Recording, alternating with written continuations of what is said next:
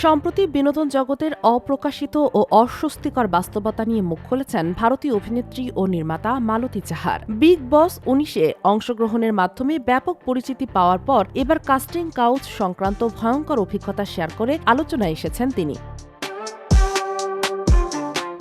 সিদ্ধার্থ কান্নানের একটি পডকাস্টে মালতী জানান, দক্ষিণ ভারতের এক প্রভাবশালী প্রযোজক এবং বলিউডের একজন প্রবীণ পরিচালক তাকে কুপ্রস্তাব ও মানসিকভাবে হেনস্থা করেছিলেন। একটি কাজ শেষ করার পরের একটি ঘটনার কথা তুলে ধরে মালতী বলেন, এক প্রবীণ পরিচালক তাকে অস্বস্তিকর পরিস্থিতিতে ফেলে দেওয়ার চেষ্টা করেন। তার ভাষায়, আমি তাকে বাবার মতো সম্মান করতাম। বিদায়ের সময় সৌজন্যবশত আলিঙ্গন করতে গেলে তিনি জোর করে আমার ঠোঁটে চুমু দেওয়ার চেষ্টা করে। আমি তখন স্তব্ধ হয়ে যাই। ওই বয়সের একজন মানুষ এমন আচরণ করতে পারেন তা কল্পনাতেও ছিল না।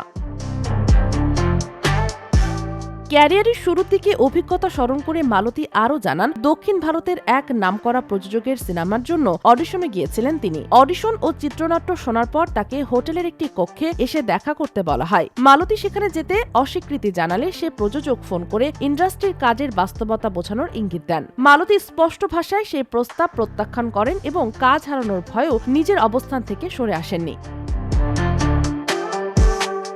ইন্ডাস্ট্রিতে টিকে থাকা ও নিজের সীমারেখা নির্ধারণের বিষয়ে মালতী বরাবরই দৃঢ়। তার মতে, নিজের ব্যক্তিত্ব ও স্পষ্ট আচরণের মাধ্যমেই অনেক অনাকাঙ্ক্ষিত পরিস্থিতি এড়ানো সম্ভব। ভারতীয় ক্রিকেটার দীপক চাহারের বোন মালতী বলেন, অনেক পুরুষই ক্ষমতা বা পদ ব্যবহার করে নারীদের প্রলুব্ধ করার চেষ্টা করে, কিন্তু আপনি যদি মানসিকভাবে শক্ত থাকেন তাহলে কখনোই তাদের কাছে মাথা নত করবেন না। হয়তো কাজ হারাতে হবে, কিন্তু আত্মসম্মান হারানো উচিত নয়। অভিনেত্রী ও নির্মাতা মালতী চাহার আরও বলেন, তার বাবার শক্ত সমর্থন তাকে এসব প্রতিকূল পরিস্থিতির মোকাবেলা করার সাহস দিয়েছে। একই সঙ্গে নতুনদের উদ্দেশ্যে তিনি সতর্ক বার্তা দেন, কাউকে অন্ধভাবে বিশ্বাস করে কখনোই উচ্চ আসনে বসাবেন না।